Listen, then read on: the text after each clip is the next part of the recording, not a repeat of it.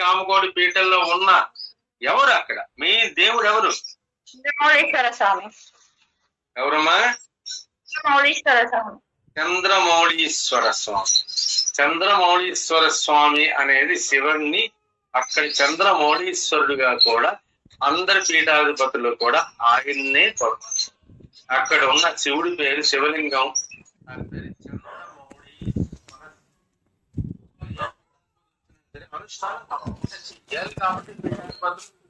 భగవంతుని కొలుస్తున్నప్పుడు సనాతన ధర్మం ప్రకారంగా వాళ్ళ కర్మ సిద్ధాంతాన్ని కూడా ఫాలో అవ్వాలి, జ్ఞాన సిద్ధాంతాన్ని ఫాలో అవ్వాలి, విభూతిని ఫాలో అవ్వాలి, జ్ఞానాన్ని ఫాలో అవ్వాలి, భక్తి యోగాన్ని ఫాలో అవ్వాలి. చాలా మంది తెలియక విపరీతార్థాలు తీసేసి టీవీలో వచ్చిన గురువులు ఏదో పెద్ద పెద్ద బొట్లెట్టుకొని వచ్చేసి బట్టలు వేసుకొని తెగ కామెంట్లు చేసేస్తుంటారు. ఒక్క విషయం చెప్పారు, పీఠాధిపతి ఇలాంటి మహాపీఠాధిపతి శృంగేరి పీఠాధిపతి కావచ్చు, లేకపోతే కంచి కామకోటి పీఠాధిపతి కావచ్చు, లేదంటే మనం పూరి ద్వారకా బద్రీనాథ్గా ఉన్న మన శంకరాచార్యుల వారు స్థాపించిన పీఠాలు ఏవైతే పీఠాధిపతులు అనేవి అన్ని సిద్ధాంతాలని గౌరవించారు. అటువంటి వారే పీఠాధిపతి అంటారు. ఏదో ఒక సిద్ధాంతం ఫాలో అయ్యే వాళ్ళు దొంగ స్వాములు వాళ్ళు. ఏదో ఒక సిద్ధాంతాన్ని నమ్ముకున్నాను, ఈ సిద్ధాంతమే గొప్పది, నేను నడిచే మార్గమే గొప్పది అనుకున్నవాడు మాత్రం సద్గురువుగా పరిగణింపబడడు. ఏదో పేరు పెడతారు, వాడు ఏదో పేరు పెట్టించుకుంటాడు, కొన్నాళ్ళు ఉంటాడు, కొన్నాళ్ళు పోతాడు. కానీ పీఠాధిపతులు ఎవరైతే పెద్ద పెద్ద పీఠాలు కాసి ఉన్నారో పీఠాధిపతులుగా ఆ స్థానాన్ని వాడు మాత్రం సనాతన ధర్మంలో సూచింపబడిన వేదాంగములలో వేదాంతములలో భగవద్గీతలో ఉపనిషత్తులలో బ్రహ్మసూత్ర భాష్యాలలో చెప్పినవన్నీ కూడా వాళ్ళు త్రికరణ శుద్ధిగా అవలంబిస్తూ ప్రజల చేత అది చేయిస్తూ ఉంటారు. అది పీఠాధిపతి యొక్క ముఖ్య ఉద్దేశం. పీఠాధిపతి అంటే సో ఇటువంటి సనాతన ధర్మంలో మన గురువులుగా వస్తే అందరికన్నా గొప్పవాడు ఎవడంటే పరమగురువు. పరమగురువు గారు సద్గురువు. సద్గురు తర్వాత మంచి ఉన్నతమైన పీఠాధిపతి అంటే శంకరాచార్య వారు స్థాపించిన 4 పీఠాలు ప్లస్ కంచి కామకోటి పీఠం కూడా శంకరాచార్య స్థాపించారు. దట్ ఈస్ ద ఓల్డెస్ట్ పీఠం. కంచి కామకోటి పీఠాన్ని కూడా శంకరాచార్యుల వారే స్థాపించారు. తర్వాత 4 పీఠాన్ని 4 పక్కన పెట్టారు. సో ఇది కూడా కంచి శంకరాచార్యుల వారు స్థాపించిన పీఠమే కంచికోట. సో వీళ్ళు ఫాలో అయ్యేది మాత్రం మనం పూర్తిగా అన్ని మార్గాలని కూడా వాళ్ళు ఆచరిస్తూ మన చేత ఆచరింపజేస్తారు. ఈ పీఠాల తర్వాత మహామండలేశ్వరులు, మండలేశ్వరులు, స్వాములు, ఈ మధ్యలో పరమహంస, పరమహంస తర్వాత స్వామి, స్వామి తర్వాత గురువు, ఇవన్నీ కూడా ఒక రకమైన ఒక విశ్లేషణ. వీళ్ళందరికీ కూడా అతీతంగా వీళ్ళందరూ కూడా అన్ని రకాల కర్మలు ఆచరిస్తూ ఉన్నప్పటికీ కూడా ఏ కర్మలు ఆచరించకుండా ఏది పట్టనట్టు ఉండే వాళ్ళని అవధూతలు అంటారు. అవధూతలు అన్నది ఒకటి. వాళ్ళు ఎక్కువ కూడా అవధూతలు అందరూ కూడా 2 సాంప్రదాయాన్ని ఫాలో అవుతారు. ఇవన్నీ కూడా రీసెర్చ్ చేసేది చేస్తారు. ఒకటి నాదా సాంప్రదాయం అంటే దత్తావతారం, దత్తుని యొక్క సంప్రదాయాన్ని నాదా సాంప్రదాయం అంటే దత్తాత్రేయ. ఇప్పుడు యాక్చువల్లీ దత్తావతారులుగా ఉన్న శ్రీపాద శ్రీవల్లభుడు, నృసింహ సరస్వతి, స్వామి సమర్థ వరకు కూడా ఆచార వ్యవహారాన్ని పాటించారు. వాళ్ళ ముగ్గురు కూడా ఆచారము, వ్యవహారము, అన్ని కమండలము, నీరు, ఒక దండము అన్ని కూడా పాటించారు.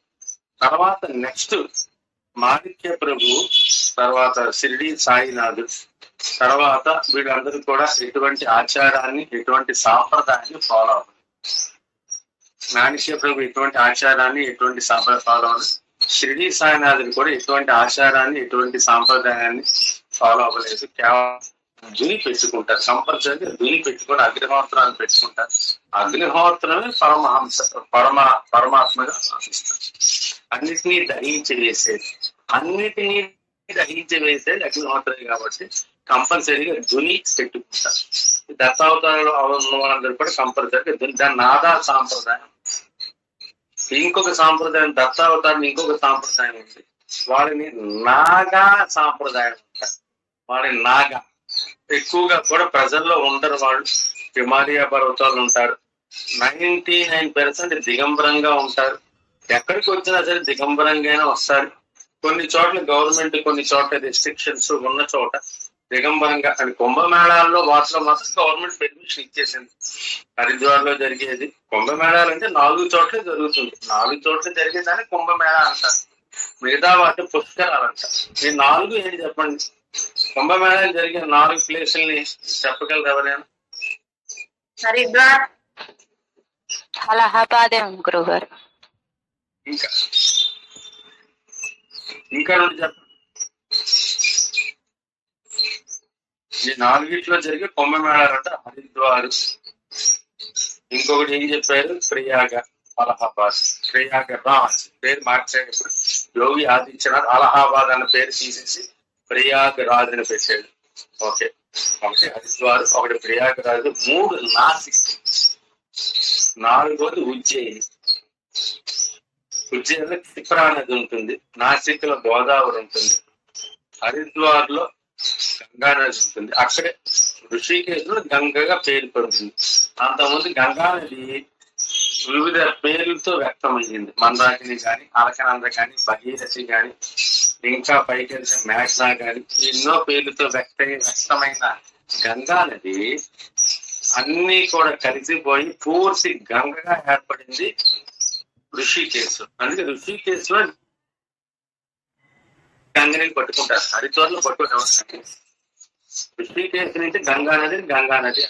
అది హరిద్వార్ వచ్చేసి అలా ప్రయాణం చేసి బీహార్ అని ప్రయాణం చేసి బెంగాల్ వచ్చేసి వెస్ట్ బెంగాల్ కలకత్తాకి కొంత దూరంలో గంగా సాగర్ లో గంగా నది సముద్రంలో కలిసింది. అక్కడి నుంచి గంగా అంటారు ఋషికేశ్. ఈ 4 జరిగే వాటిని కుంభమేళాలు అంటారు. మిగతా వాటిని కూడా పుష్కరాలు అంటారు.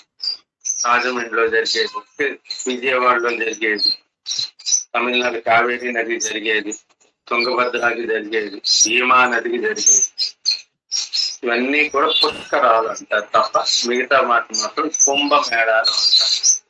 వాటి ఈ మేళాకి గురుడితో సంబంధం లేదు, అన్ని కూడా సూర్యుడితో సంబంధంగా జరుగుతాయి. మేళాలన్నీ కూడా సూర్యుడు మేషరాశిలో ఉన్నప్పుడు, లేకపోతే సూర్యుడు వృషభ రాశిలో ఉన్నప్పుడు, సూర్యుడు తులారాశిలో ఉన్నప్పుడు, సూర్యుడు వచ్చేసి కర్కాటక రాశిలో ఉన్నప్పుడు, చంద్రుడితో గుంజూరు కలిసినప్పుడు. నేను రాశాను నా సత్య చౌదరి ఆత్మకథలో, ఇవన్నీ రాశాను. గురుదేవులు నాకు పరిచయం, ఈ మేళాల గురించి రాసిన చదివితే మీకు అర్థం. సో వీటిని మేళాలు అంటారు. వాటికి గురుడితో సంబంధం ఉండదు. పుష్కరాలు మాత్రం కేవలం గురుడికి సంబంధం. 12 ఏళ్ళకి ఒకసారి పుష్కరం ప్రతి నదికి వస్తుంది కాబట్టి గురుడు అక్కడ ఆ రాశిలో వచ్చినప్పుడు ఆ నదికి పుష్కరం.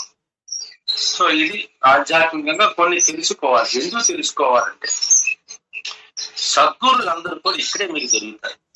ఎప్పుడైతే మీకు పర్సనల్ గా సద్గురు లభించలేదు, మీరు ఎంతో చేస్తున్నా సరే సద్గురు ఇంకా మీ దగ్గరికి రాలేదు అనుకోండి. సపోజ్ ఎంతో సాధన చేశారు, సద్గురు ఆటోమేటిక్ గా మీ దగ్గరికి వస్తాడు. మీరు సద్గురు గురించి తప్పించాలి తప్ప మనస వాచ కర్మణ గురుతత్వాన్ని, గురువు మీద పూర్తిగా శ్రద్ధ సబూరీలు మీలో ఉంటే మాత్రం, గురువు మీద శ్రద్ధ సబూరీలు ఉంటే మాత్రం గురువే తనంతట తాను వెతుక్కుంటూ వస్తాడు. ఒకవేళ గురువు అటువంటి పరిస్థితి మీకు లభించలేదన్నప్పుడు మీకు కొంతమంది గురువు, ఇనీషియల్ గా ఒక గురువు అనేవాడు మీకు ఈ కుంభమేళాల్లోని పరిచయం. ఎప్పటివరకు గురు దర్శనం కాలేదు కానీ మీకు గురువు మీద ఆతృత ఉంది. మీరు గురు దర్శనం కాలేదంటే మీరు ఆ స్టేజ్కి ఇంకా చేరుకోలేదని అర్థం. కానీ మీకు సహాయం చేయడానికి గురుడు అనేవాడు ఒకడు మిమ్మల్ని ఆల్రెడీ సెలెక్ట్ చేసుకుంటాడు. అది నేను చెప్తాను, ఆ నమ్మకంగా ఉండాలి. ఏదో ఒక గురువు మిమ్మల్ని సెలెక్ట్ చేసుకుంటాడు, అది జరిగి తీరుతుంది. దాని గురించి మీరు ఆలోచించక్కర్లేదు. ఏ గురువు నా సెలెక్ట్ చేసుకుంటాడు? యోగానంద స్వామి క్రియాయోగం చేస్తానని చెప్పి ఆలోచన లేదు. వాళ్ళ నాన్నగారు క్రియాయోగం అని చెప్పారు తప్ప యోగానంద స్వామి నా గురువు కోసం ధర్మించారు. అటువంటి టైంలో అలా తిరుగుతుండగా ఒక నోటి కోసం ఆయనకి స్వామి యుక్తేశ్వరగిరి పరిచయం అయ్యారు. యాక్చువల్గా దయానందగా క్రియాయోగాన్ని నేర్చుకుందామని చెప్పి బయలుదేరలేదు. కానీ ఆ దయానందగా క్రియాయోగానికే సరిపోతాడు, క్రియాయోగాన్ని ప్రపంచ దేశాలన్నిటికీ కూడా విస్తరింపజేస్తాడు అని ఆయన గురువు గారు ఒక శిష్యుని వెతుకుతున్నారు. ఎవరు? యుక్తేశ్వరగిరి గారు. యుక్తేశ్వరగిరి గారు ఆ రకంగా యోగానంద గారు పరిచయం అయ్యారు.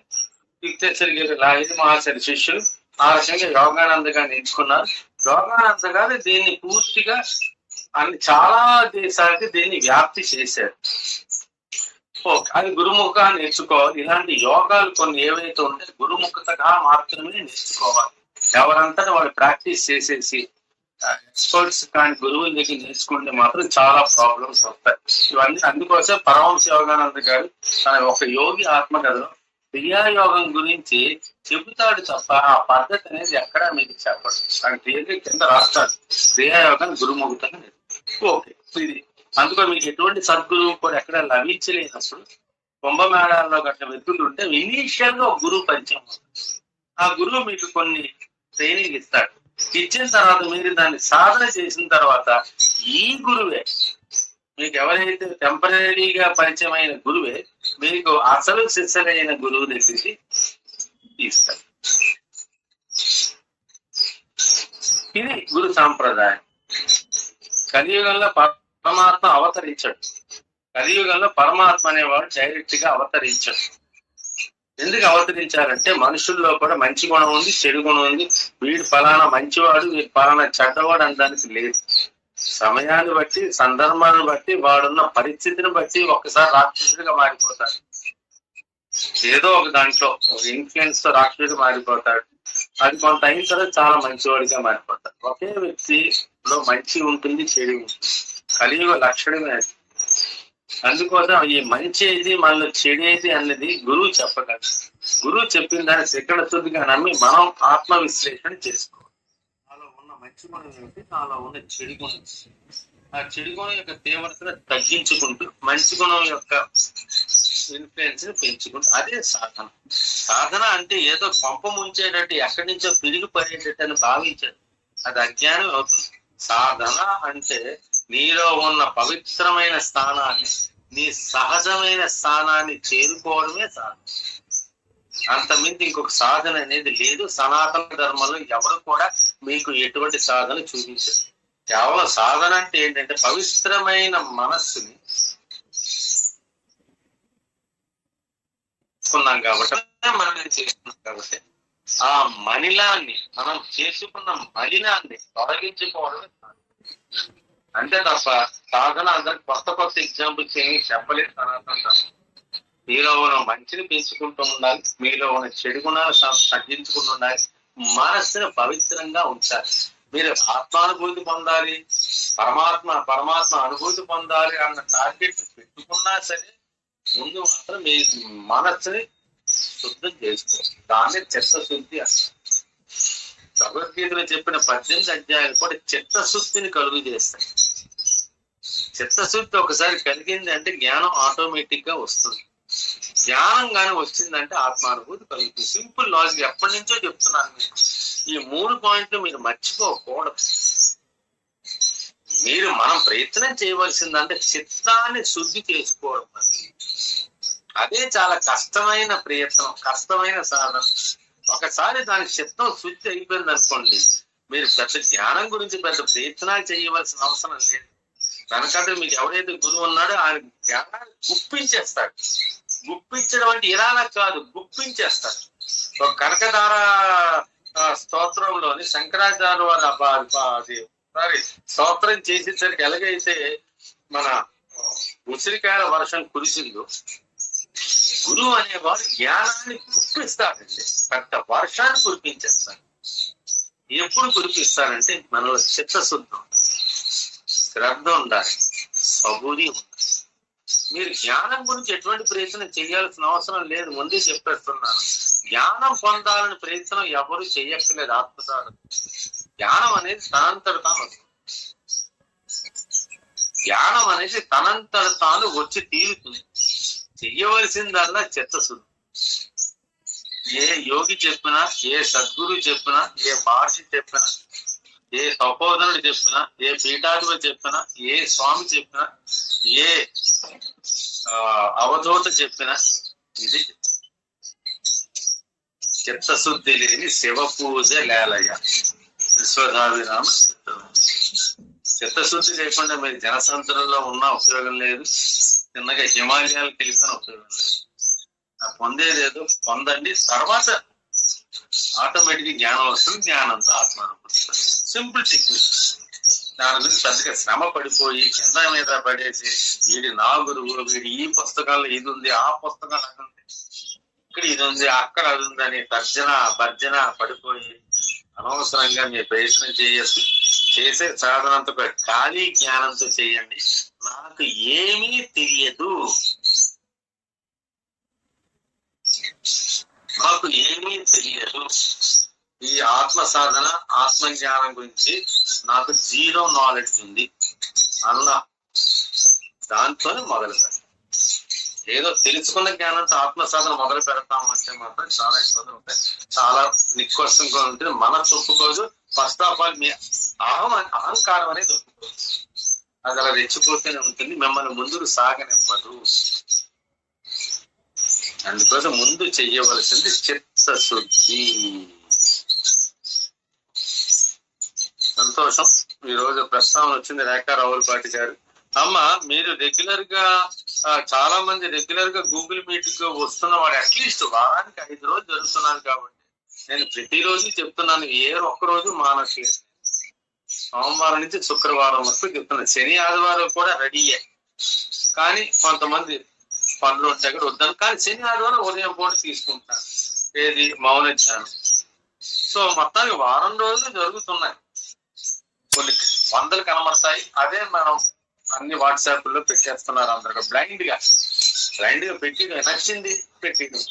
కానీ పెట్టే ముందు సరే విశ్లేషణ చేసుకోండి. పోస్ట్ నిజంగా సత్యం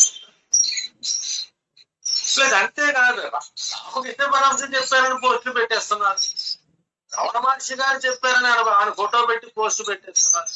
వాళ్ళు ఎప్పుడు కూడా కొన్ని మాటలు చెప్పలేదు.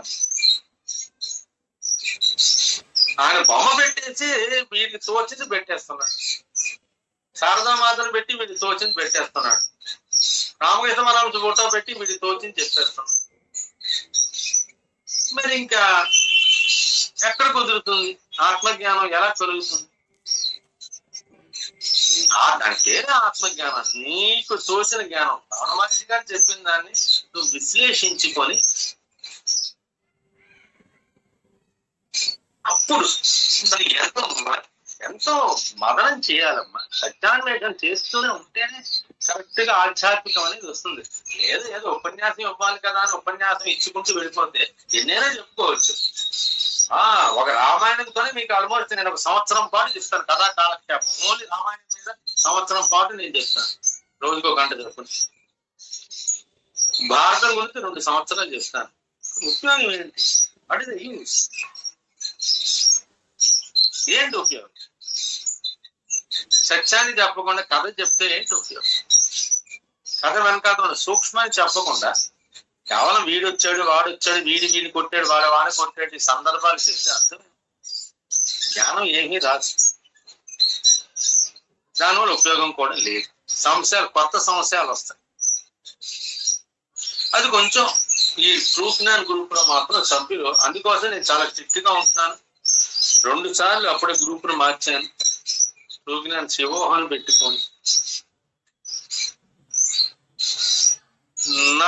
నా మనసులో జరుగుతున్న సంఘర్షణ మీరు అర్థం చేసుకుంటే సంతోషం.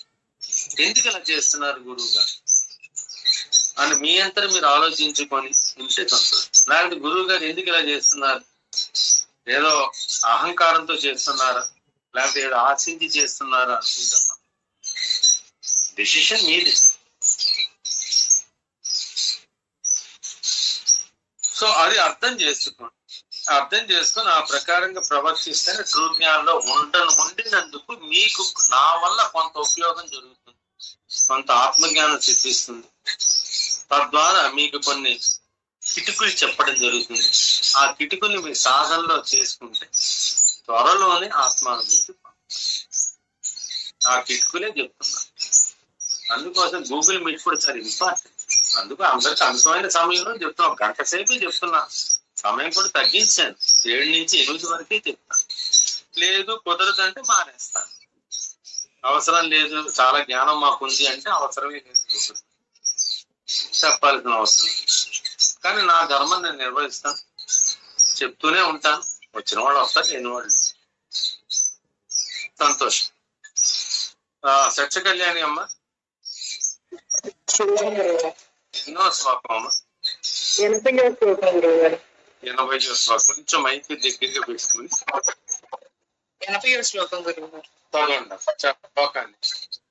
అమానీమానదో మాన్య లోక స్వామి త్రిలోకదృత్ సుమేధా మేధజోధన్య సత్యమేధాధరాధర.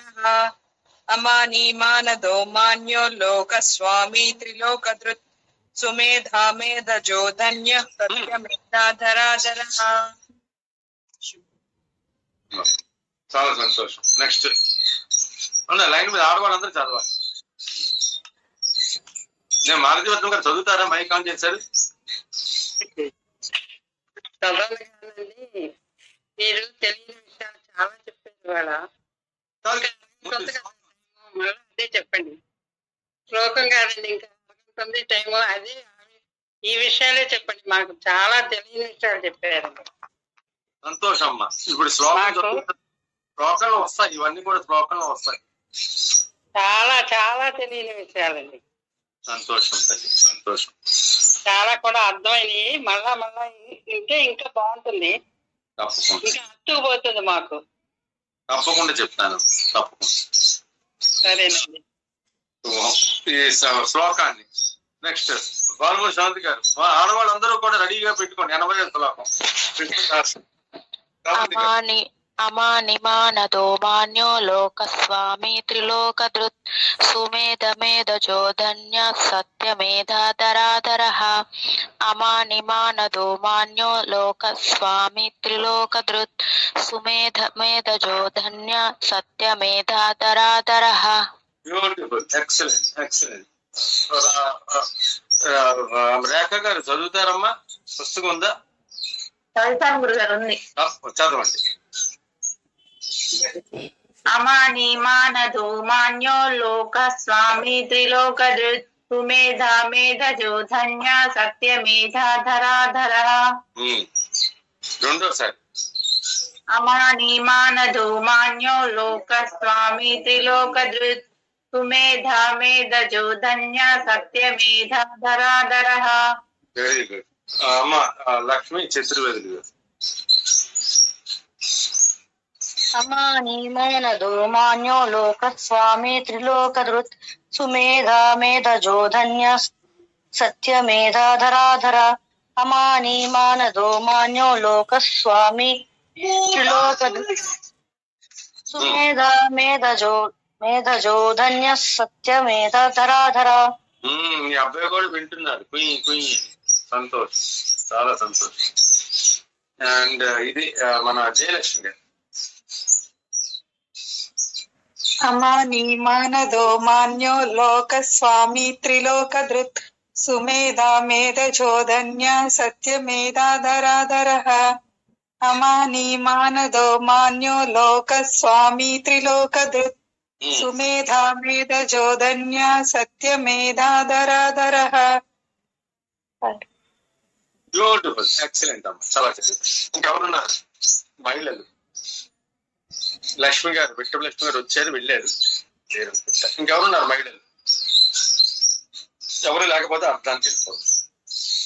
ఇది మళ్ళీ ఇంకొక 2 మెట్లు. మీది వాయిస్ కొంచెం డిస్టర్బ్ గా వస్తుంది గురువు గారు. నాదా? అవునండి. అవును గురువు గారు, నాకు కూడా అలాగే అనిపిస్తుంది. తలుపు దగ్గరగా ఇప్పుడు ఎలా ఉందమ్మా? చెప్పండి. అలాగే వస్తుంది మళ్ళీ. వెనక ఏదో సౌండ్ వస్తుంది గురువు గారు. అదే మీరు మాట్లాడినప్పుడే వస్తుంది. మాట్లాడినప్పుడు వస్తున్నది. ఎవరో మైక్ ఆన్ చేశారా? చూస్తాం. మైకులు అందరూ ఆఫ్ చేసే ఉన్నాయి. ఒక్కసారి ఆగండి, ఫ్యాన్ ఆపేస్తాం.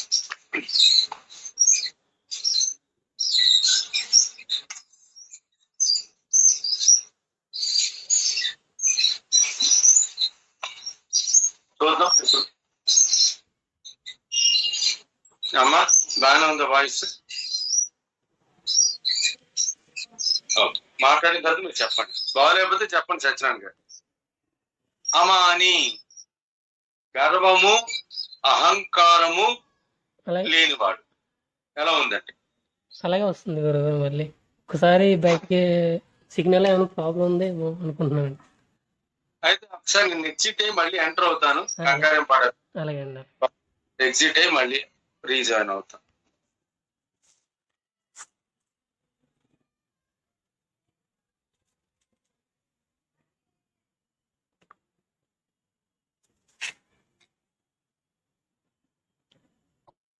మాన్య పూజింపదగినవాడు.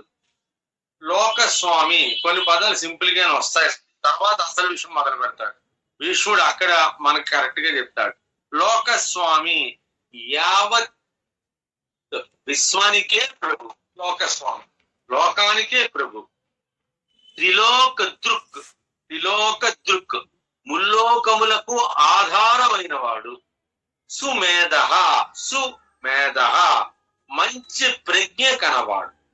మంచి ప్రజ్ఞ, అంత మించిన ప్రజ్ఞ అనేది ఉండదు. ప్రజ్ఞాన ఘన రూపిణ్యై నమః. అమ్మవారిని కొలుస్తాం. ఈయన ప్రజ్ఞాన గణ రూపము గలవాడు.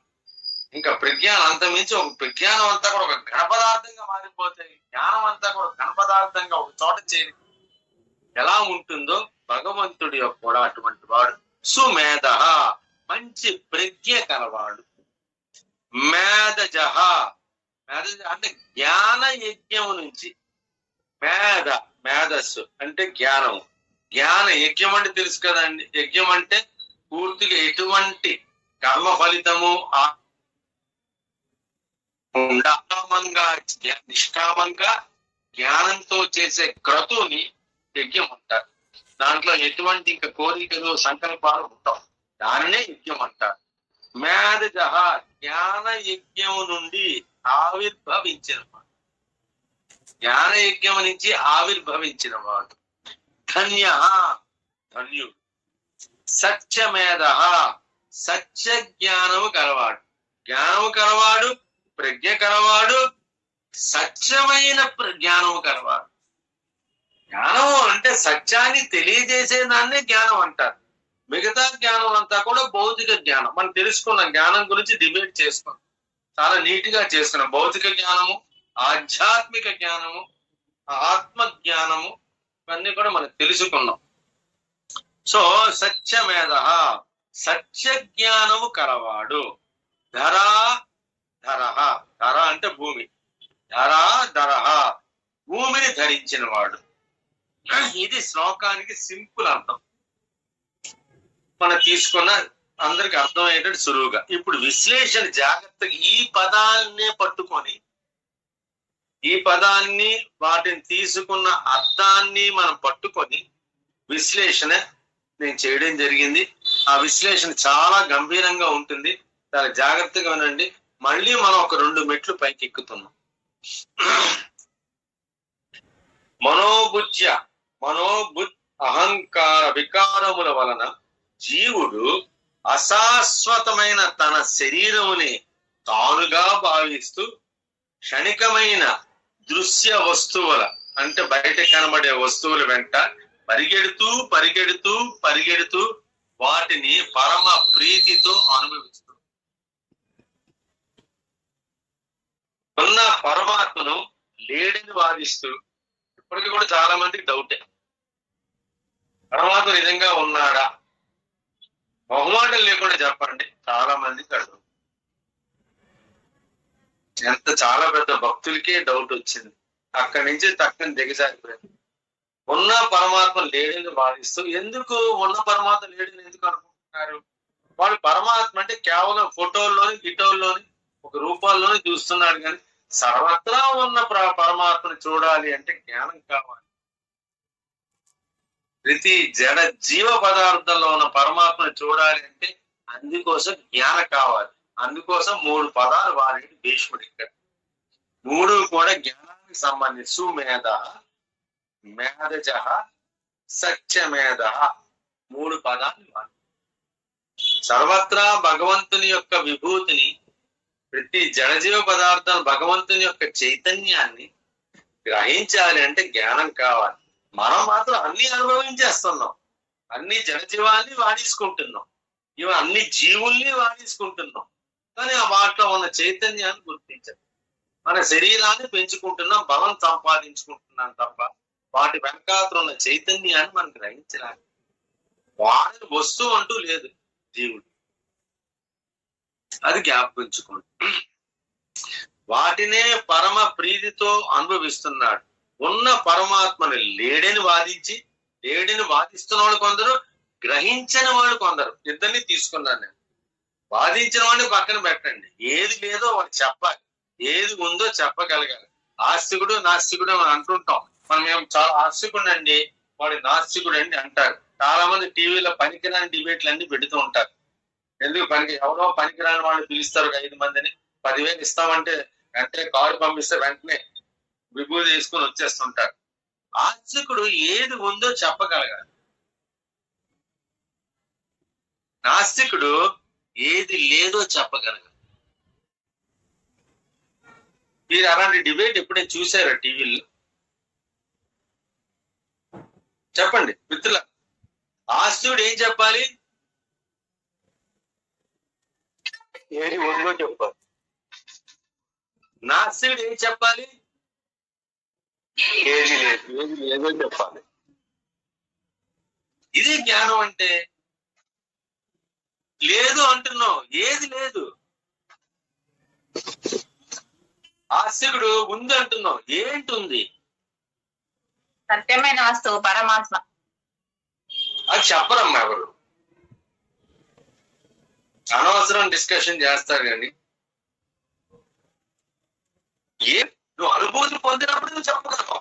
అనుభూతి పొందకుండా అసలు రాకూడదు. ఫస్ట్ ఆఫ్ ఆల్ ప్రజల మందికి రావాల్సిన అవసరం లేదు, నీకు అధికారం లేదు. నువ్వు అనుభూతి పొందకుండా ఏం చెప్పేస్తావు స్వామి ముందని చెప్పి? వాడు ఏ రీసెర్చ్ చేయకుండా ఇది లేదంటున్నాడు, పరమాత్మ లేదంటున్నాడు. ఏం చేశాడు వాడు? ఏదో జన విజ్ఞానం అని చెప్పేసి ఏదో ఒక సంస్థను పెట్టేసి ఏదో ఇవి చేసి అవి చేసేసి ఎవడో బాబుగాడు జేబుగాడిని తీసుకొచ్చి పనికిరాని వాళ్ళందరినీ కూడా. ఏంటి లేదు చెప్పు, ఏం లేదు చెప్పు. నువ్వు జీవిస్తున్నావా? నీకు ఒక ఇల్లు ఉందా? నీకు పిల్లం ఉందా? నీ పిల్లలు ఉన్నారా? నీకు బలం ఉందా? నీ కిడ్నీస్ ఉన్నాయా? నీ హార్ట్ ఉందా? నీ బుర్ర ఉందా? కళ్ళు ఉన్నాయా? ఇవన్నింటినీ వాడుకుంటున్నావా? వీటి వెనకలో చైతన్యం ఏది చెప్పు. అక్కడి నుంచి వచ్చావా కారులో? కారు నడవదాను, డ్రైవర్ కావాలా, దానికి డీజిల్ కావాలా, ఒక ఎనర్జీ సృష్టి అవ్వాలా, మోటార్ నడవాలా. ఏంటి లేదు ఏంటి? ఉన్నవాడు ఏది ఉందో చెప్పగలగాలి, అనుభూతి పొంది చెప్పగలగాలి, దర్జాగా తలెత్తుకొని చెప్పగలగాలి. అది ఆస్తిక నాస్తిక, దాన్ని మీమాంస అంటారు శంకరాచార్య వారి భాష. ఏమీ తెలియకుండా లేదు ఉంది వాదించుకోవడం గొప్పతనం కాదు. ఈ టీవీ వాడి యాంకర్ ఏదో చాలా తెలివైన వాడిలాగా వాడిని కూడా గౌరవించకుండా వీడు పంపిస్తాడు. వీడు 10,000 రూపాయలు కాసు కూడా వచ్చేస్తుంటాడు వీడి ఛానల్. సో ఉన్న పరమాత్మని లేడని వాదించి లేని మార్పు చెందే జగత్తుని ఉన్నదిగా భావిస్తూ కాల ప్రవాహంలో కొట్టుకొని పోతూ జనన మరణాలను పొందుతున్నాడు. సో ఉన్నదాన్ని లేదనుకుంటున్నాడు, సత్యాన్ని విస్మరిస్తున్నాడు, మాయని వెంట పరిగెడుతున్నాడు. సత్యాన్ని విస్మరిస్తున్నాడు, మాయ వెంట పరిగెడుతున్నాడు. మరి ఇంకెలా అర్థం అవుతారండి పరమాత్మ? ఈ మహానుభావులందరూ కూడా ఆత్మానుభూతి పొందారు, భగవత్ సాక్షాత్కారం పొందారు. ఎంతమంది వాక్యకారులు, ఎంతమంది భక్తులు, కొన్ని వందల మంది ఉన్నారు మన భారతదేశంలో. మహానుభావులు పుట్టారు. ఏ మతం వాడైనా సరే పర్వాలేదు. తాజుద్దీన్ బాబా గారు ఉన్నారు, అబ్బాజాన్ ఉన్నారు, ముస్లింస్ లో, క్రిస్టియన్స్ లో జాన్ పాల్ ఉన్నారు, సెయింట్ మేరీ ఉంది. అండ్ మన దాంట్లో ఇంక చెప్పక్కర్లేదు, కొరలు ఉన్నారు సనాతన ధర్మం, పేర్లు కూడా కష్టం చెప్ప. అందుకోసం ఈరోజు ఫోటో పెట్టాను నేను. దాంట్లో 108 మంది సద్గురువులు ఉంటారు, ఒక్కొక్కరు ఒక్కొక్క మార్గాన్ని చెప్పారు. కానీ ఏ మార్గం చెప్పినారు సార్?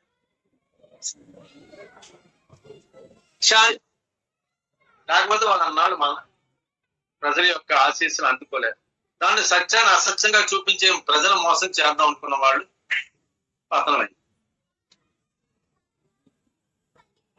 సో కాల ప్రవాహంలో కొట్టుకుపోతున్న ఉన్న సత్యాన్ని మర్చిపోయి లేని మాయని వెంట పరిగెడుతూ కూడా అనేక జన్మల సాధనా ఫలితంగా ఏదో ఒక జన్మలో జ్ఞానం అనేది ఉదయిస్తుంది. ఇది సత్యం. ప్రతి మనిషికి కూడా, మనం మనిషి గురించే మాట్లాడుకుందాం, ఎందుకంటే అన్ని జీవుల కన్నా మనమే అత్యంత జ్ఞాన సంపన్నం కాబట్టి ప్రస్తుతం మనిషి గురించే మాట్లాడుకుందాం. మనిషి జ్ఞానం పొందుతున్నా కాబట్టి మిగతా జీవులు కూడా జ్ఞానం పొందుతున్నాయో లేదు అది కూడా తెలుసుకోవాలి. అన్ని జీవులు కూడా తమ యొక్క పరిధిలో ఆత్మానుభూతి పొందుతూనే ఉంటాయి, అది అర్థం చేసుకోండి. ప్రతి జీవి తన పరిధిలో కూడా ఆత్మ చైతన్యాన్ని అనుభూతి పొందుతూ ఉంటుంది. అందరికన్నా తెలివైన వాడు మనమే కాబట్టి మన గురించి ముందు ఆలోచిస్తే అనేక జన్మల సాధన ఫలితంగా ఏదో ఒక జన్మలో తప్పకుండా జ్ఞానం ఉదయిస్తుంది. అప్పుడు జీవుడు ఈ జగత్తంతయు కూడా బ్రహ్మమే. చాలా మంది అంటుంటారు బ్రహ్మ సత్యం జగన్మిథ్య, అది ఎక్కువగా వాడద్దు, వాడడానికి అర్హత లేదు. అది వాడేవాళ్ళు కేవలం యోగులు మాత్రమే వాడాలి. ప్రతి వాడు కూడా బ్రహ్మ సత్యం జగన్ మిథ్య, బ్రహ్మ అంటే తెలియదు, ఇది జగత్ అంటే తెలియదు, ఇది మిథ్య అది సత్యం ఎలా చెప్తారండి?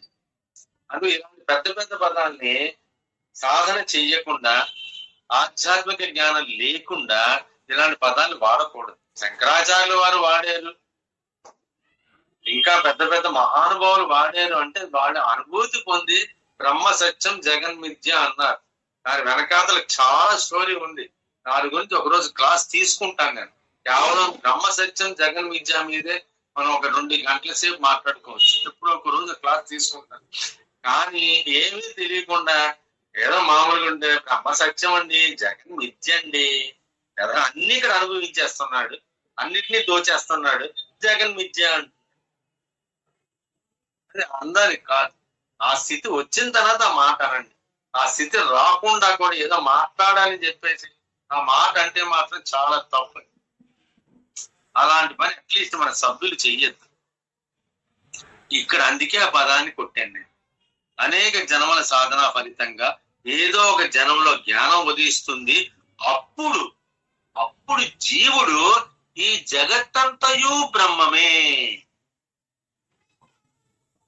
ఓ పక్క జగన్ మిథ్య అంటున్నారు, ఒక పక్క జగత్ బ్రహ్మమే అంటున్నారు. దానికి సంస్కృతులు ఏమంటారు, ఉపనిషత్తులు ఏమన్నారు?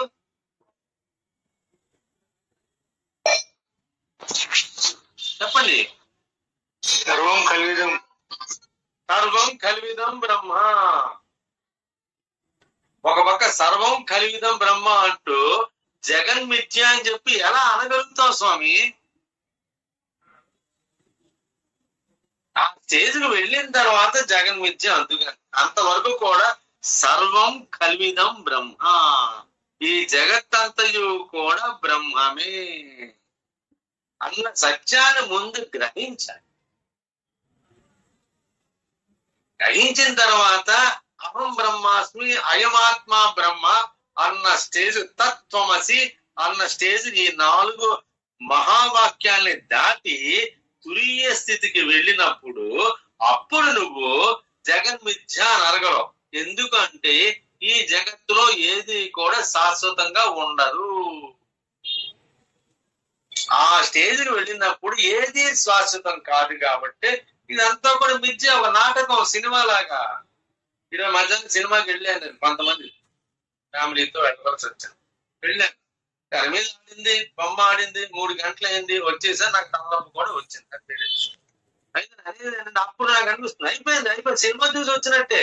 అప్పుడు సినిమా మిథ్య అంతే. యాక్టర్లు నటించారు, తర్వాత మళ్ళీ ఎవరింటికి వాళ్ళు వెళ్ళిపోయారు. అప్పుడు ఆ స్టేజ్కి వెళ్ళినప్పుడు జగన్ మించాను. అంతవరకు కూడా జగత్తంతయు కూడా బ్రహ్మమే, సర్వం కల్విదం బ్రహ్మ అన్నదాన్నే పట్టుకోవాలి. మొదటి జ్ఞానం అనేది నువ్వు జగత్తులోనే నేర్చుకోవాలి. ఈ జగత్తు తప్ప ఎక్కడ జ్ఞానం నేర్చుకుంటావు? కుదరదు కదా. ఎందుకంటే జగత్తులో మనం కూడా ఒక భాగమే కదా. తర్వాత పరమాత్మ స్వరూపం అన్నది ఒక నిమిషం పక్కన పెడితే జగత్తులో మనం ఉన్నామా లేదా? మనం చూస్తున్నదంతా కూడా జగత్తే కదా. ఈ జగత్తు నుంచే కదా జ్ఞానాన్ని మనం పొందుతున్నాం.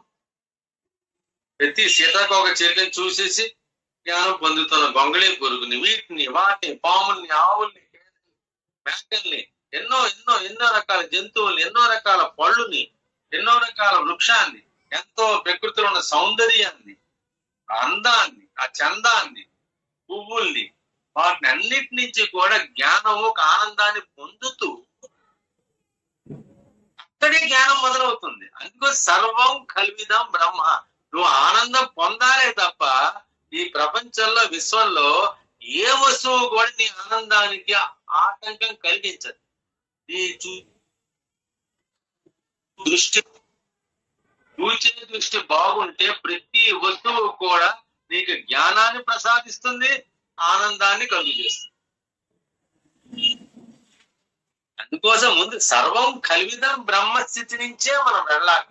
తర్వాత నువ్వు జగన్ విద్య అందుకని అని చాలా టైం ఉంది. అంతే. ఈ జన్మలు కాకపోతే ఒక 50 జన్మల తర్వాతనే వెళ్తావు ఆ స్టేజ్కి. ఇప్పుడు ఉన్నది మాత్రం సర్వం కల్విదం బ్రహ్మ అనే దాన్ని గట్టిగా పట్టుకోవాలి. సో జ్ఞానం ఉదయించేసి సర్వం కల్విదం బ్రహ్మ. ఎప్పుడైతే సర్వం కల్విదం బ్రహ్మ అని నీకు పూర్తిగా అవగతమైందో వెంటనే జీవుడు కూడా బ్రహ్మమే. జీవుడు కూడా బ్రహ్మమే. జీవో బ్రహ్మైవ నా పరహ. ఇవన్నీ మహావాక్యం చెప్పేశారు వాళ్ళు. మనం కొత్తగా ఏది కనుక్కోవట్లేదు. ఉన్నదాన్నే మర్చిపోతున్నాం.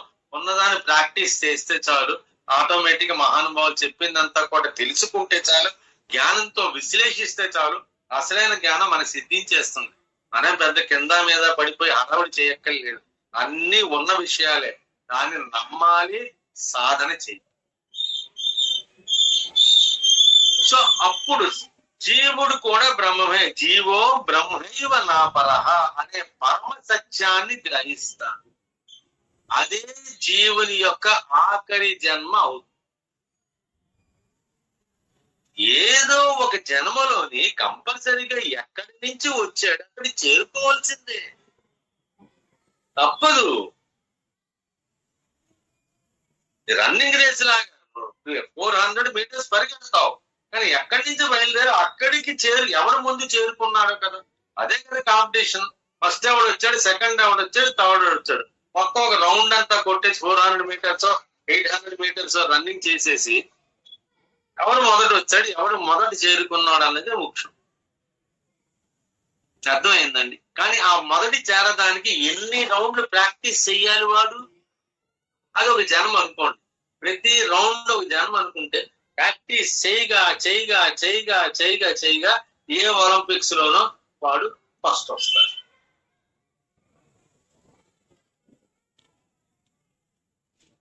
సో అదే పరమసత్యం, అదే జీవుని ఆఖరి జన్మ అవుతుంది. ఒక్కసారి గోల్డ్ మెడల్ ఒలింపిక్స్ లో వచ్చిన తర్వాత బాస్ గోల్డ్ మెడల్ ఒలింపిక్స్ లో, మళ్ళీ నెక్స్ట్ ఒలింపిక్ జరిగే వరకు కూడా వీడే ఛాంపియన్.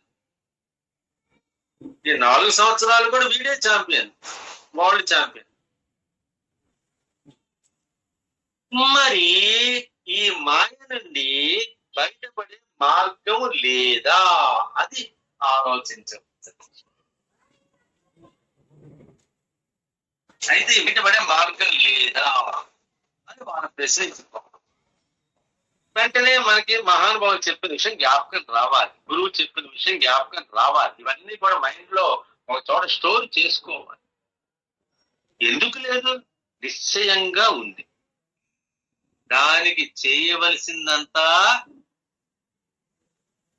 ఈ విషయాలు జాగ్రత్తగా వినండి.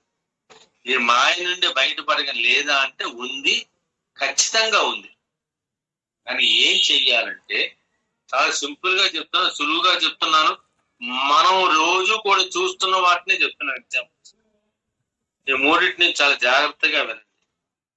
ఎలాగైతే శివాలయాల్లో నందీశ్వరుడు, విష్ణు ఆలయంలో గరుత్మంతుడు, రామాలయంలో హనుమంతుడు వారు మనస్ఫూర్తిగా నమ్మిన దైవముని ఎల్లవేళలా చూస్తూ వారి యందే మనస్సు లగ్నం చేసి ఉన్నారు.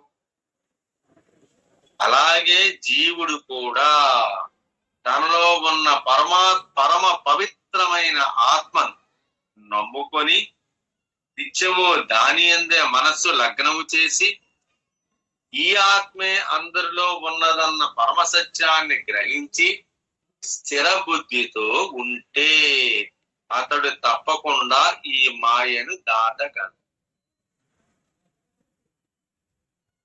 చెప్పండి ఆ 3 ఎగ్జాంపుల్స్ మిత్రులారా. శివుడి గుడిలో నందీశ్వరుడి లాగా, విష్ణు ఆలయంలో గరుత్మంతుడి లాగా,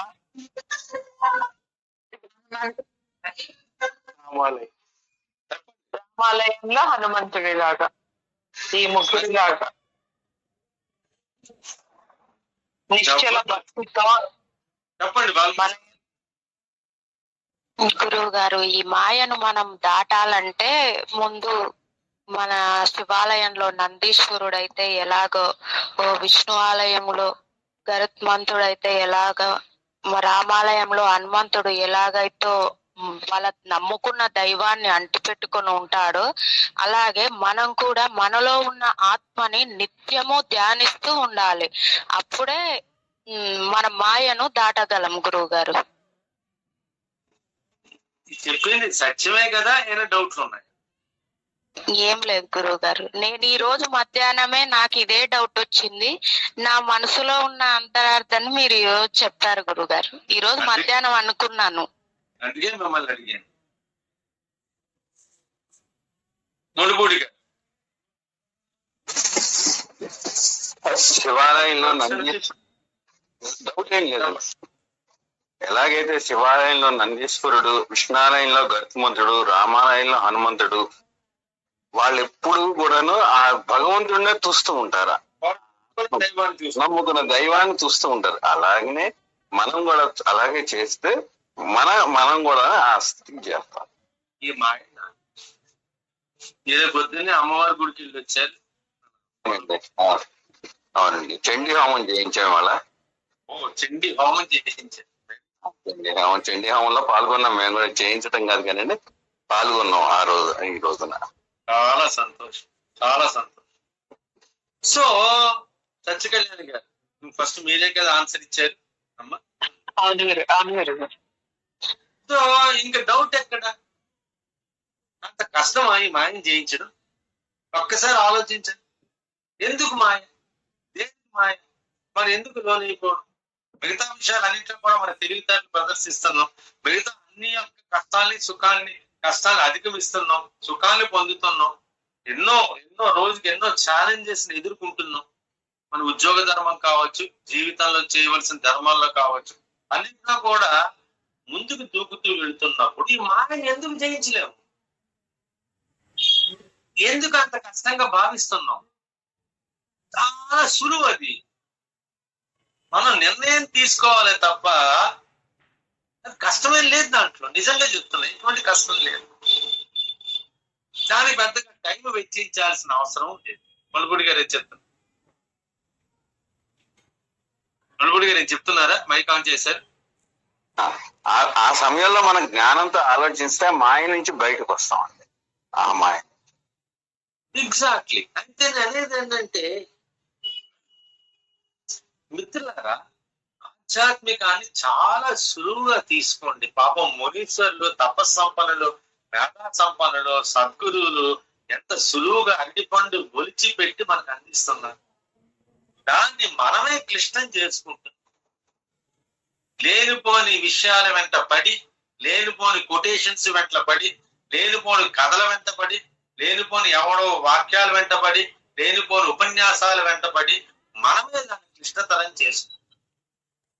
దానికి బాధ్యత మాత్రం నువ్వే. కాదంటే కుదరదు. ఎవరో వచ్చిన ఇన్ఫ్లుయెన్స్ చేశాడన్నది మాత్రం కుదరదు.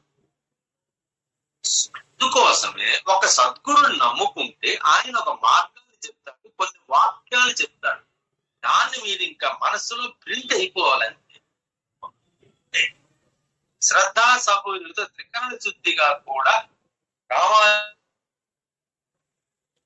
ఆంజనేయ గరుత్మంతుడిలాగా, శివాలయంలో నందీశ్వరుడిలాగా మీరు నమ్ముకున్న సద్గురువుని నమ్ముకుంటే మీలో ఉన్న ఆత్మస్వరూపాన్ని ఒక్కసారి ఆయన రగిలిస్తారు. ఆ స్పార్క్ ని ఒక్కసారి మీరు అనుభూతి పొందేలా చేస్తారు. దానికి ఒక మార్గం చూడాలి. ఆ మార్గాన్ని పట్టుకుని మీరు సాధన చేస్తే అయిపోయింది. అది చూస్తూ ఉంటే ఆంజనేయ స్వామి గొప్పవాడు అయిపోయాడు. అలా శివుడిని చూస్తూ నందీశ్వరుడు ఉండిపోయాడు. గరుత్మంతుడు రెడీగా ఉంటాడు, విష్ణు ఎప్పుడు వస్తాడా, ఎప్పుడు ఆయన దృష్టి అంతా కూడా అక్కడే. అందుకోసం చెప్తున్నా, ఇది ఇది ఇది సాధన అంటే ఇది. అందుకోసం ఆత్మను వీళ్ళలాగా చూస్తూ వారి ఎంత మనసు లగ్నం చేసి ఉన్నారు. అలాగే జీవుడు కూడా తనలో ఉన్న పరమ పవిత్రమైన ఆత్మను నమ్ముకొని నిత్యము దాని ఎందే మనస్సు లగ్నము చేసి ఆ ఆత్మే అందరిలో ఉన్నదన్న పరమ సత్యాన్ని గ్రహించి స్థిర బుద్ధితో ఉంటే అతడు తప్పకుండా ఈ మాయను సునాయాసంగా దాటగలడు. ఇది ఈ శ్లోకానికి యొక్క విశ్లేషణ. ఎందుకంటే 3 సార్లు జ్ఞానం జ్ఞానం జ్ఞానం అన్నాడు ఇక్కడ. 3 చోట్ల సుమేధ సత్యమేధ.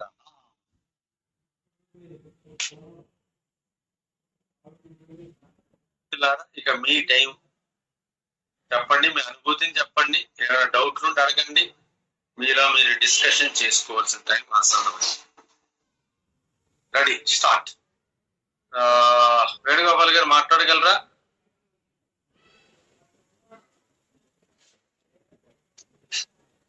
అందరూ డ్రైవింగ్ లో హైదరాబాద్ వస్తున్నాను గురువు దగ్గర డ్రైవింగ్ లో. చాలా సంతోషం, ఇంటికి చేరుకుంటున్నాను. ఇంక కొత్త వాళ్ళు అడుగుతారు, విఠలకృష్ణ గారు అడుగుతారు. మన సత్యకళ్యాణ్ గారు చెప్పండి, ఏంటి మొత్తానికి ఎలాగ సాధన? అంతే గురువు గారు, నందీశ్వరుడు శివుడిని ఎంత శ్రద్ధాభక్తులతో అలా చూస్తూ ఆయనని అలా భక్తి భావంతో చూస్తూ ఉంటారో, విష్ణుమూర్తిని గరుత్మంతుడు ఎలా చూస్తూ ఉంటాడో, హనుమంతుడు వారు రాముల వారిని ఎలా అయితే భక్తితో చూస్తూ ఉంటారో, అలాగే మనం కూడా మనలో ఉన్న పరమాత్మని తదేక దృష్టితో చూస్తూ ఉంటే మనం కూడా ఆ స్థితికి చేరుకుంటాం గురువు గారు. చాలా చాలా బాగుంది గురువు గారు.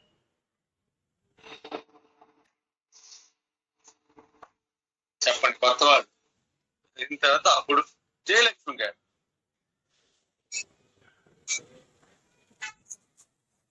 మాట్లాడతారమ్మా.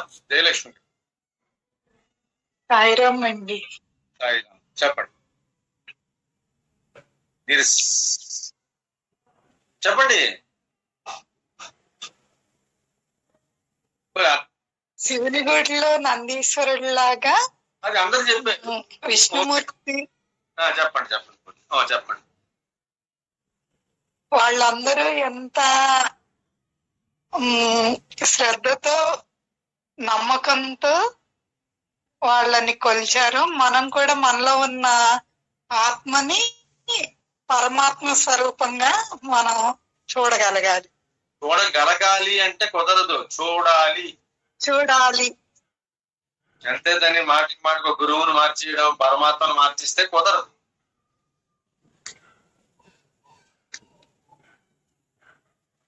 నేషంగా నవ్వుతున్నాను. శుభం. మాలతి పెద్దమ్మ గారు తల్లి. బాగా చెప్పారండి మీరు, అర్థమయ్యేటట్టు ఎలా ఉండాలి అనేది, సాధన అనేది ఎలా ఉండాలి, ఏం చెయ్యాలి అనేది చెప్పారు. సాధన ఎలా చేయాలి అయితే వాళ్ళు ముగ్గురు బాగానే చేశాడు, భక్తుడు చేశాడు, నందీశ్వరుడు చేశాడు, బాగానే ఉంది. మనం ఎలా చేయాలి? మనం కూడా మనలో ఉన్న ఆత్మని పరమాత్మగా చూసి మనం కూడా చూస్తూ ఉండాలండి. ఎలా చూస్తాం? ఆత్మ అంటే ముందు తెలియాలి కదా. మీరు చెప్పారు కదండి, చిత్తశుద్ధి అన్ని ఉంటే ఆత్మ తెలుస్తుందని. చిత్తశుద్ధి ఎలా వస్తుంది? మనం చేసే కార్యాలను బట్టి, మనం చేసే దాన్ని బట్టి చిత్తశుద్ధి వస్తుందండి. నిష్కామ కర్మ చేస్తే చేసేదాన్ని బట్టి కాదు, చేయించేదాన్ని బట్టి ఆత్మశుద్ధి, చిత్తశుద్ధి. నిష్కామ కర్మలు చేస్తే తప్పనిసరిగా చిత్తశుద్ధి అవుతుందండి. మనసు చేయించేది ఏది? చేయించేది ఆత్మే. చేయించేది ఫస్ట్ చేయించేది ఆత్మ. అన్నిటికీ వెనకాతలు ఉంటుంది, అందరికీ ఉంటుంది. ఈ శరీరాల వరకు కూడా మనం చేయించేది ఏంటి? చేయించేది బుద్ధి అండి. మనతో చేయించేది మనస్సు. ఫస్ట్ మనస్సు. మనసు అంటే బుద్ధి చెప్తా ఉంటుంది, మనసు చేస్తుంది అంటారు. మనసు బుద్ధి మాట వెళ్తూ, అందుకోసం మనస్సు బుద్ధి గురించి పెద్ద డిస్కషన్ చేసుకున్నాం. బుద్ధి చెప్పినంత మాత్రం మనసు వినీదు. కాబట్టి మనసు తొందరగా దేన్ని కూడా యాక్సెప్ట్ చెయ్యదు. మీరు ఈ గురువుని నమ్ముకున్నా సరే మనసులో ఎక్కడో ఒక చోట చిన్న అనుమానం అనేది రేకెత్తుతూ ఉంటుంది. ఏదో రోజు బలపడి ఈ నా గురువు గారు చెప్పి తోసేసే రోజులు కూడా ఉన్నాయి. అలాగే దేవుళ్ళు కూడా మార్చే రోజులు కూడా ఉన్నాయి. అందువల్ల మనసు బుద్ధి చెప్తుంటే నో తప్పు చేస్తున్నావు ఆలోచించు అని బుద్ధి చెప్తుంటే మనసు వినాలి కదా. అందుకోసం ఎక్కడైనా సరే బుద్ధి శుద్ధి అనరు, చిత్తశుద్ధి అని అంటారు. చిత్తశుద్ధి అంటారు తప్ప బుద్ధి శుద్ధి అనరు. ఎందుకంటే చిత్తం వినదు, సమస్య లేదు. మనస్సు ఒకటి తలంచడానికి ఒప్పుకోదు. అంటే మనసు చేస్తా ఉండా కూడా బుద్ధి తప్పు, అది తప్పు, ఇది చేయకూడదు, అది చేయకూడదు అని చెప్తుంది కదండి. మనసు వింటలేదు కదా, చేస్తున్నాడు కదా చెడు పనులు. చేస్తున్నారా లేదా? బుద్ధి చెప్పాడు కదా అని చెప్పి మానేస్తున్నారా? బుద్ధి ఎప్పుడు మంచి చెప్తుంది, బుద్ధి ఎప్పుడు వద్దనే ఉంటుంది.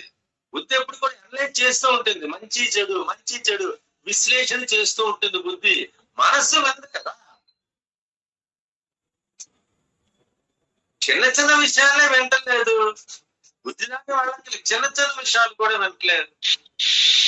తాళం సరిగ్గా వేసామా, గొళ్ళె వేసామా, వేయలేదా, లైట్ ఆపామా, సిలిండర్ కట్టామా, చేసాడు, అన్ని కట్టేశాడు, కానీ అనుమానం.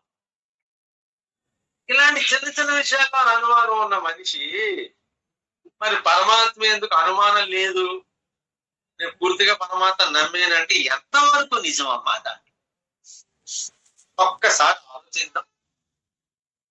నిజంగా నిజమైన కరెక్ట్ అయింది, పర్లేదు, బ్యాకప్ ఉంది, కానీ కొంచెం డల్ గా వస్తున్నట్టుంది. ఓకే, కరెంట్ ఎందుకో తీసు, కానీ వినబడుతున్నది నా గొంతుగా? వినపడతానండి. ఓకే, పద్మ ఇక్కడికి రా, కరెంట్ తీసాడు. సో వినపడితే చాలు, కనబడకపోయినా పర్లేదు. సో బాగానే కనిపిస్తున్నారు కూడా గురువు గారు. అమ్మో నేను చిరంజీవిలా కనబడుతున్నాను. నాకునే సరిగ్గా. అందుకనే కదా గురువు గారు చెప్తారు, ఏదైనా తప్పు చేస్తే మనసు లేదా అని అడగరు, బుద్ధి లేదా అని అడుగుతారు. ఎందువల్ల నువ్వు బుద్ధి చెప్పిన మాట వినలేదు కదరా, నీ బుద్ధి చెప్పింది కదా అని అర్థం. అక్కడ శుద్ధి ఏది జరగాలి? దేని శుద్ధి జరగాలి? మనసుకే శుద్ధి జరగాలి.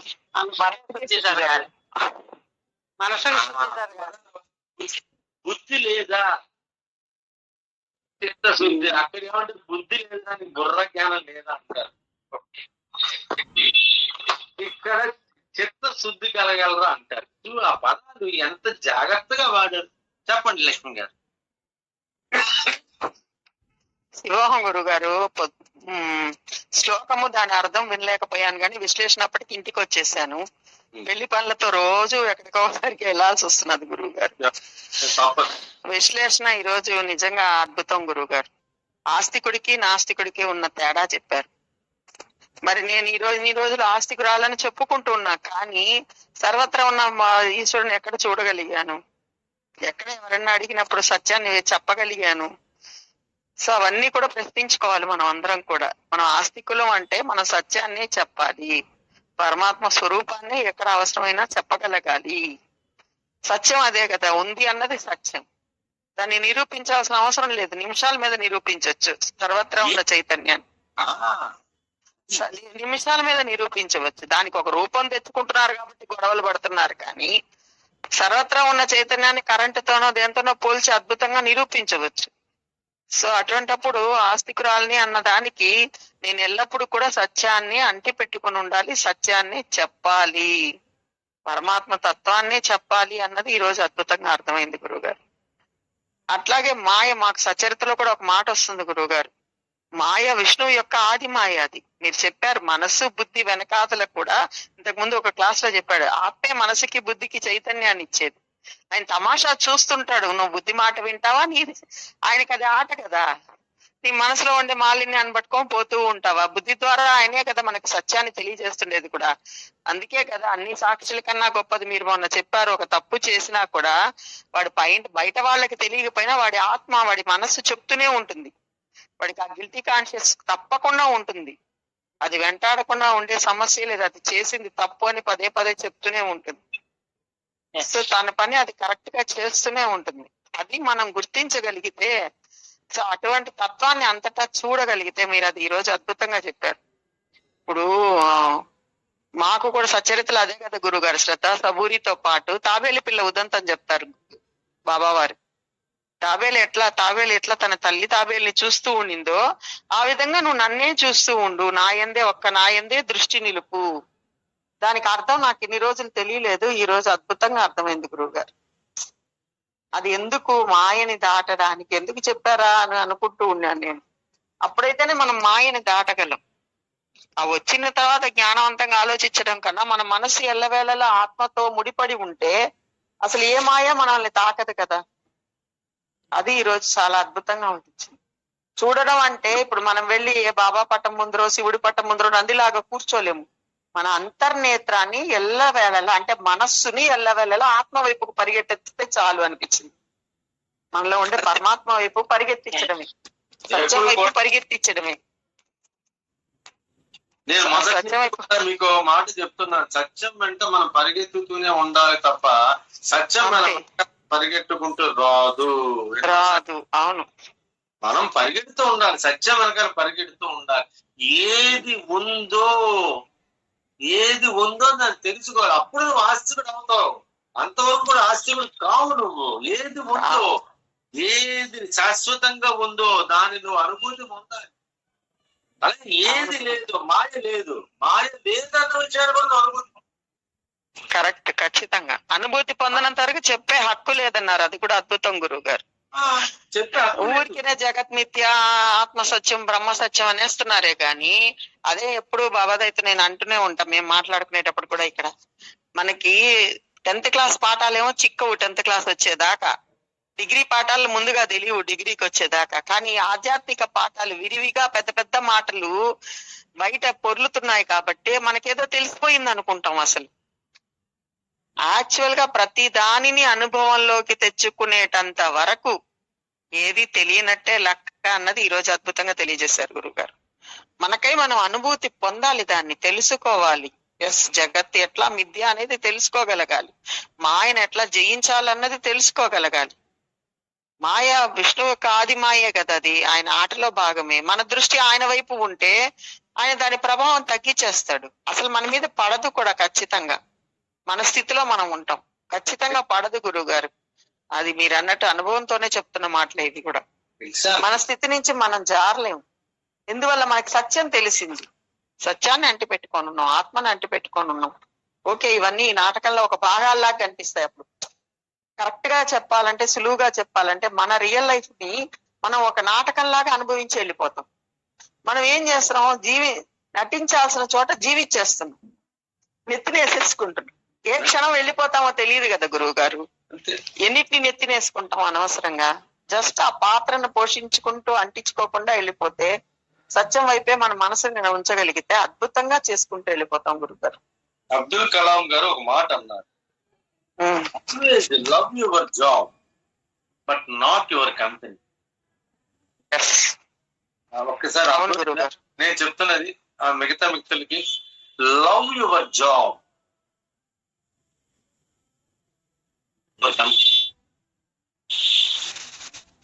నువ్వు ఎప్పుడైతే నువ్వు చేస్తున్న ఉద్యోగాన్ని లవ్ ప్రేమిస్తున్నావో, ఏ కంపెనీ అయినా సరే, ఏ కంపెనీ అయినా సరే, పెద్ద పేరున్న కంపెనీ కావచ్చు, లేకపోతే అప్పుడే ఒక స్టార్ట్అప్ కావచ్చు.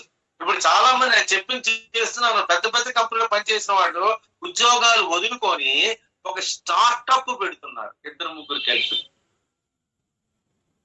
స్టార్ట్అప్ పెట్టి ఒక 10-15 మందికి ఉద్యోగాలు ఇస్తున్నారు వాళ్ళ కంపెనీలో.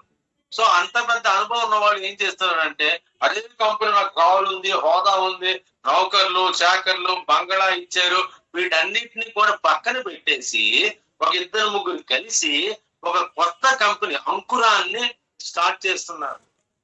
వాళ్ళు ఇంకో 40-50 మంది ఉద్యోగాలు ఇస్తున్నారు. ఇప్పుడు అక్కడ ఉన్న అనుభవించినవి ఇక్కడ ఉండవు కదా. వీళ్ళు సొంత డబ్బులు ఇక్కడ, అక్కడ ఉన్నట్టు ఇల్లు ఉండదు, అక్కడ ఉన్న బంగళా ఉండదు, అక్కడ ఉన్న కారు ఉండదు, అక్కడ ఉన్న డ్రైవర్ ఉండదు, అక్కడ ఉన్న హోదా ఉండదు. వీడి సొంత కంపెనీ అయిపోయింది. వీడు ఇంకొక 50 మంది. ఈ దీంట్లో ఉన్న తృప్తి, అందుకో పదం ఉంది, enjoy the pleasure of sharing. 10 మందికి పంచడంలో ఉన్న ఆనందాన్ని అనుభవించే స్వామి అని చెప్తున్నారు. మన కళ్ళ ముందే జరుగుతున్నాయి. ప్రతిరోజు పేపర్ చూస్తున్నాం, వార్తలు చూస్తున్నాం. ఇంత పెద్ద పెద్ద మహానుభావులందరూ కూడా కొత్తగా వచ్చి చిన్న కంపెనీ పెట్టుకొని పైకి తీసుకొస్తున్నారు. ఆధ్యాత్మికం కూడా ఇలాంటిదే.